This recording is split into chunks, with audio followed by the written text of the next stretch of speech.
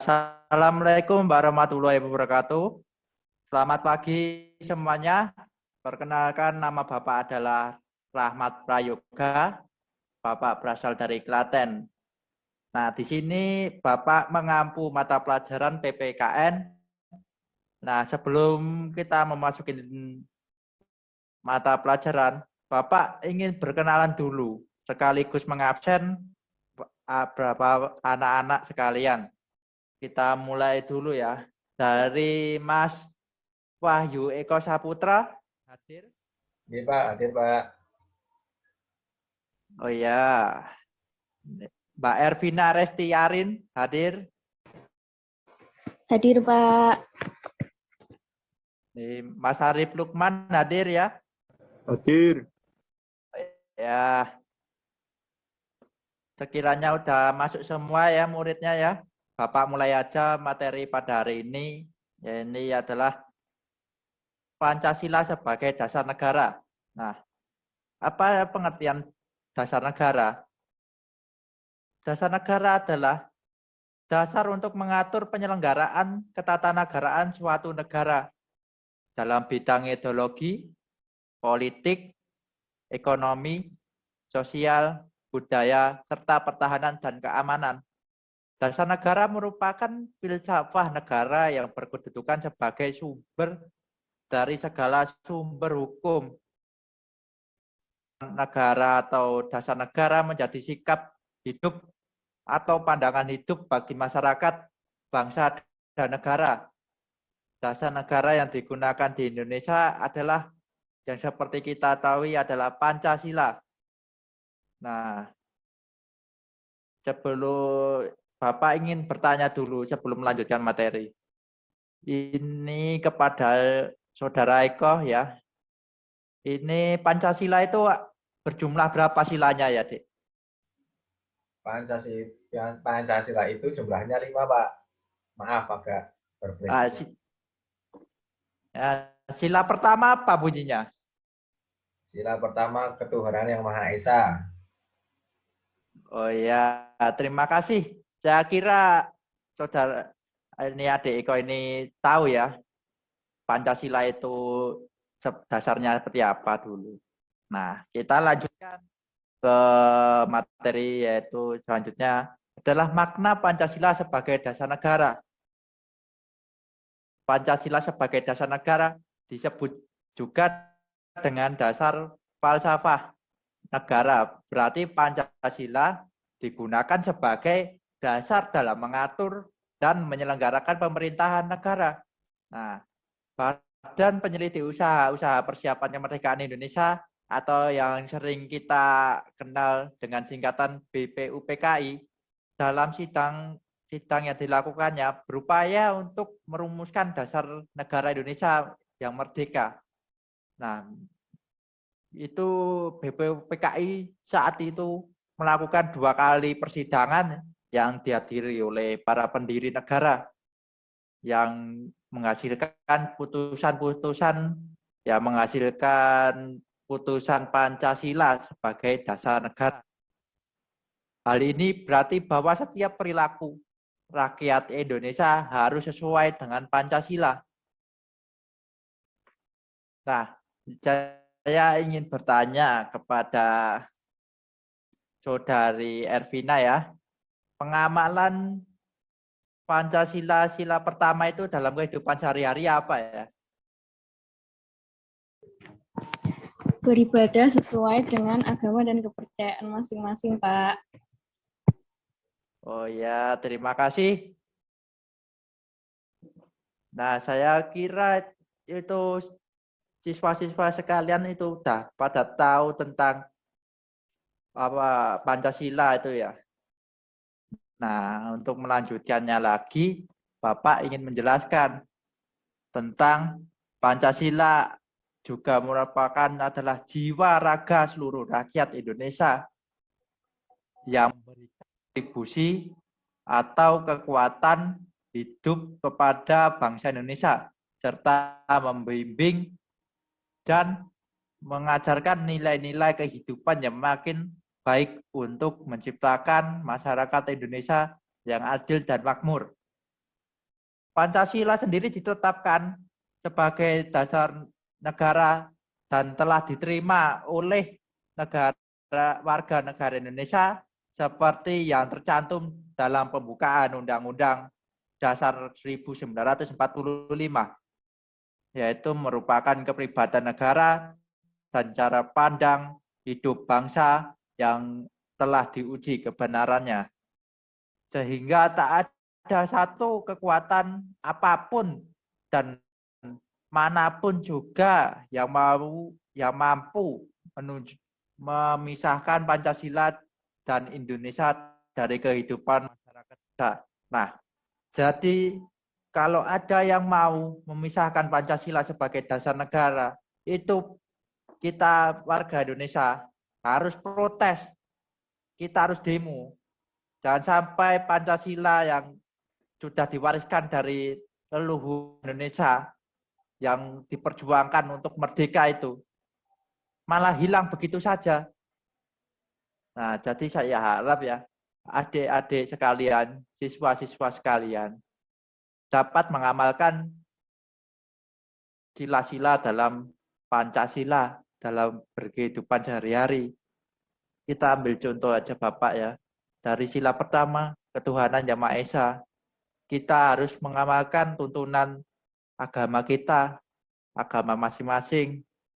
Serta kita harus bertoleransi. Jika ada teman kita yang tidak beragama yang sama, kita harus memberikan toleransi. Jangan mendiskriminasi. Ingat itu ya. Jika ada diskriminasi, Indonesia akan pecah. Itu yang bikin Indonesia bakal bubar. Maka dari itu anak-anak, Bapak camkan ya, toleransi itu sangat penting dalam kehidupan bernegara. Nah, untuk yang selanjutnya,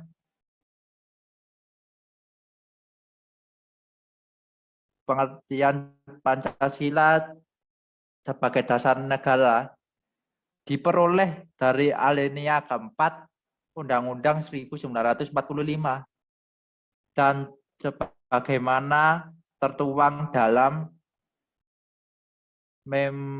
memorandum DPR tanggal 9 Juni 1966.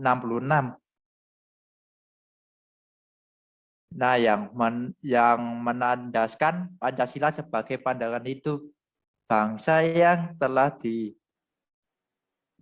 diresmikan dan dipadatkan oleh PPKI atas nama rakyat Indonesia menjadi dasar negara Republik Indonesia. Memorandum DPR itu disahkan oleh MPRS dengan ketetapan nomor 10 MPRS tahun 1966. Kedudukan Pancasila sebagai dasar negara yaitu Pancasila sebagai dasar dari penyelenggaraan kehidupan bernegara bagi negara Republik Indonesia. Kedudukan Pancasila sebagai dasar negara sesuai dengan apa yang tersurat dalam pembukaan Undang-Undang 1945 alinea keempat.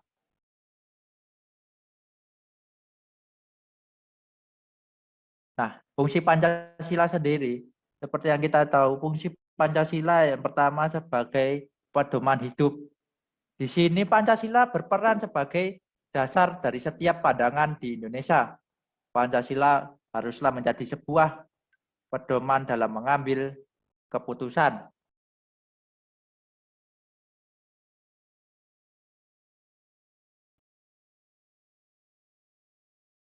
Yang kedua, Pancasila sebagai jiwa bangsa. Pancasila haruslah menjadi jiwa dari bangsa Indonesia. Pancasila yang merupakan jiwa bangsa harus terwujud dalam setiap lembaga atau maupun organisasi yang berada di Indonesia. Yang ketiga adalah Pancasila sebagai kepribadian bangsa Indonesia sangatlah penting dan juga menjadi identitas bangsa Indonesia. Oleh karena itu, Pancasila harus